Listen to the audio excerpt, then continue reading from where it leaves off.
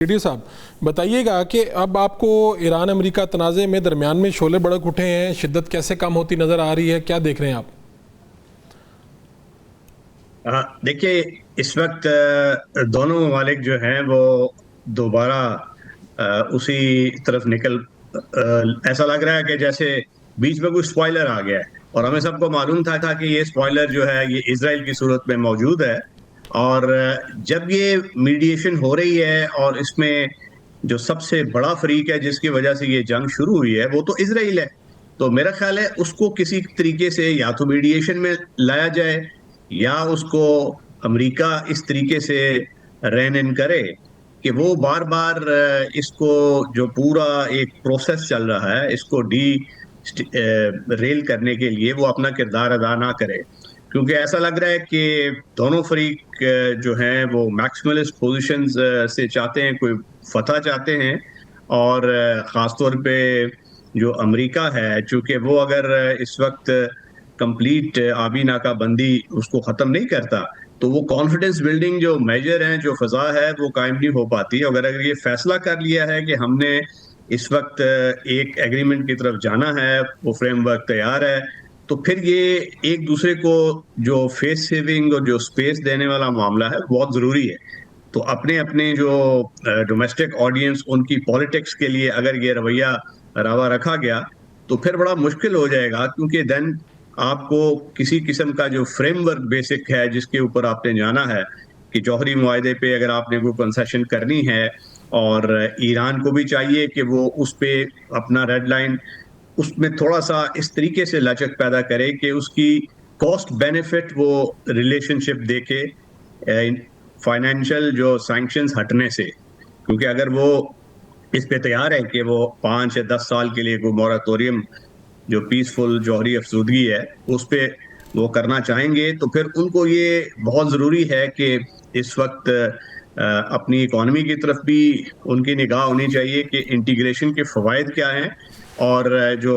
Street of Hormuz والا معاملہ ہے اس پہ وہ اس طرح کا قابل قبول حل دیکھیں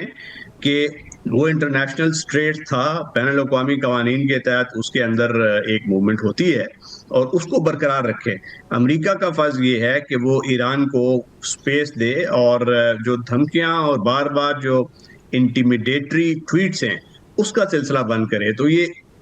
دونوں کو میکسیملسٹ پوسچرنگ جو ہو رہی ہے اس سے نیچے آ کے ایک دوسرے کو سپیس دینی ہے، اور اسرائیل کو کسی طور راضی کرنا ہے کہ وہ چاہے وہ سدرن لیبنان ہو، چاہے وہ ویسٹ بینک اینیکسیشن ہو، غازہ ہو، یا یہ والا قضیہ ہے، اس میں ایک جوہری تبدیلی لائے اپنے رویے میں. کیونکہ اگر نیتن یاہو کا ڈاکٹرن چلتا رہا تو پھر تو بڑا مشکل ہو جائے گا اس جنگ کو خوش اسلوبی سے کسی ایگریمنٹ کی طرف بڑھنا. راشد صاحب آپ کیا دیکھ رہے ہیں کہ بالکل دونوں ملک اس میں سے نکلنا تو چاہتے ہیں لیکن بہرحال اپنے اپنے معاملات ہیں، خاص طور پر صدر ٹرمپ کا دورہ چین ہے، یہ ڈیلے بھی ہوا، اور آپ اسے کس طرح سے دیکھتے ہیں کہ شاید وہ اس دورے سے پہلے اس معاملے کو تھوڑا نیچے لانا چاہیں گے، حل کرنا چاہیں گے، تاکہ وہاں پہ ان کا جو دورہ ہے اسے اس تناظر میں اگر آپ دیکھیں گے تو کیسے بیان کرتے ہیں آپ اسے؟ وہ دونوں طریقے ہیں، کیونکہ کچھ ایسی بھی کانسپریسی تھیریز ہیں جس کو ایٹ لیسٹ میں نہیں مانتا ہوں کہ وہ یہ کہتی ہیں کہ شاید چائنا جو ہے وہ اس کو کچھ فرق نہیں پڑے گا چاہے یہ ریزالو ہو یا نہ ہو، بلکہ امریکہ جو ہے وہ پریشرائز کرنے کے جس طرح ان کا صدر ٹرمپ کا موڈ ہوتا ہے کہ چین کا تو انحصار ہے، چین کو امپیکٹ ہو رہا ہے آبنائے ہرمز کے بند ہونے سے، اور جب وہ ان کے ساتھ میٹنگ ہوگا تو وہ اس کو ایز اے اسٹرینتھ لہرا سکیں گے. مگر یہ کسی کی بینیفٹ میں نہیں ہے یہ چیز، اور چاہے وہ ان کی میٹنگ ہو نہ ہو، یہ صدر ٹرمپ جو ہیں وہ انٹرنل جو ان کا ڈومیسٹک پالیٹکس ہے، جو گیسولین کی پرائسز بڑھ گئی ہیں اس پہ کافی مضطرب ہیں، کیونکہ ان کی جو ریٹنگز ہیں وہ کنٹینیول ڈکلائن ہے ان میں، اور اتنا ڈکلائن وہ 2018 میں تھا جتنا ابھی آیا ہے، تو وہ ان کو کمپیل کر رہا ہے. دوسرا یہ ہے کہ ایک نئی جنگ کی اگر وہ تیاری کریں گے تو وہ بڑا ایک دلدل ہے جس میں دھنسنا پڑے گا، کیونکہ اگر اس مرتبہ صرف وہ سٹرائک سے کام جو ہے وہ نہیں بنتا، کیونکہ انہوں نے وہ کر کے دیکھ لیے